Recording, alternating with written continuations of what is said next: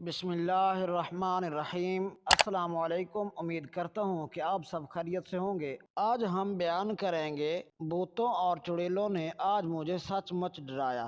اگر یہ واقعہ اچھا لگے تو ہمارے چینل کو سبسکرائب کریں، یہ آپ کی طرف سے پیار ہوتا ہے۔ چلیے ویڈیو کی طرف چلتے ہیں۔ مجھے وقت پر گاؤں پہنچنے کی جلدی تھی، اس لیے میں دوپہر کو ہی گھر سے نکل گیا تھا۔ میرا اندازہ یہ تھا کہ شام سے پہلے پہلے اپنے گاؤں پہنچ جاؤں گا، مگر ایک ویران جگہ بس خراب ہو گئی۔ پہلے تو ڈرائیور اور اس کا مددگار خود ہی بس میں ہونے والی خرابی کو ٹھیک کرنے کی کوشش کر رہے تھے، مگر جب ان سے یہ خرابی دور نہ ہوئی تو ڈرائیور نے اپنے مددگار کو کسی مکینک کو بلانے قریبی قصبے کی طرف بھیجا۔ مکینک کے آنے کے بعد بس کے ٹھیک ہوتے ہوئے شام ہو گئی۔ جب میں اپنی منزل پہ بس سے اترا تو رات کا اندھیرا گہرا ہو گیا تھا۔ گاؤں تک پہنچنے کے لیے مجھے ایک کچے راستے پر چلنا تھا۔ اس راستے پر ابھی مجھے 3 کلومیٹر پیدل سفر کرنا تھا۔ میں بڑی سڑک سے اتر کر گاؤں جانے والے اس راستے پر چل دیا۔ اس وقت آسمان پہ چاند نہ تھا، نہ اس کی چاندنی۔ ستاروں کی ٹمٹماتی روشنی نے ماحول کو خوفناک اور پر اسرار بنا دیا تھا۔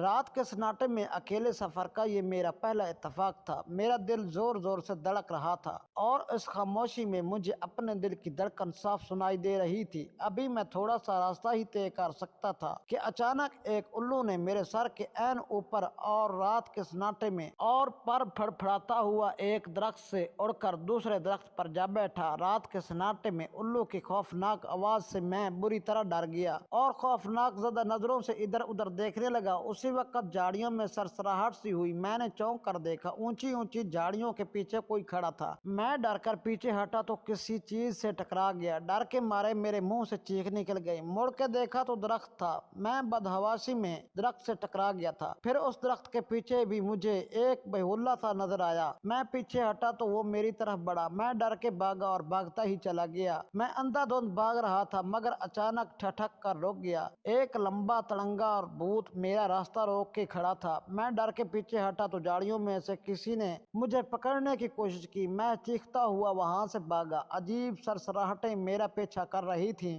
بھاگتے بھاگتے میری نظر اس چڑیل پر پڑی جو بال کھولے درخت سے الٹی لٹکی ہوئی تھی۔ اندھیرے میں اس کی آنکھیں انگاروں کی طرح لگ رہی تھی۔ وہ مجھ پر چپٹی تو میں چیختا ہوا بھاگا اور سڑک سے کھیتوں میں اتر گیا۔ میں فصلوں اور جھاڑیوں کو پھلانگتا ہوا بھاگا چلا جا رہا تھا کہ اچانک میرے قدموں تلے سے زمین نکل گئی اور میں منہ کے بل ایک جوہڑ میں گر پڑا۔ کیچڑ سے بھرے اس جوہڑے سے بڑی مشکل سے باہر نکلا۔ کیچڑ اور مٹی کے لیب سے اب میں خود بھوت لگ رہا تھا۔ سردی سے میری کپ کپی چھوٹ گئی تھی، اس ڈر سے کہ وہ بلائیں پھر مجھ تک نہ آ پہنچے۔ میں پھر بھاگنے لگا۔ میں ایک لمبا چکر کاٹ کر گاؤں کے قریب پہنچا تو یہاں بھی ایک اور مصیبت میری انتظار میں تھی۔ گاؤں کے کتے مجھے بھوت سمجھ کر میرے پیچھے پڑ گئے۔ اس نئی مصیبت سے ڈر کے میں بھاگا تو گھر کا راستہ بھول گیا۔ بڑی مشکل سے گھر ملا تو کتے بھی میرے تعاقب میں وہاں آ پہنچے۔ میں نے دونوں ہاتھوں سے دروازہ پیٹ ڈالا۔ کون ہے؟ اندر سے آواز آئی، جلدی دروازہ کھولو۔ میں نے چلا کر کہا۔ میرے چچا زاد بھائی نے دروازہ کھولا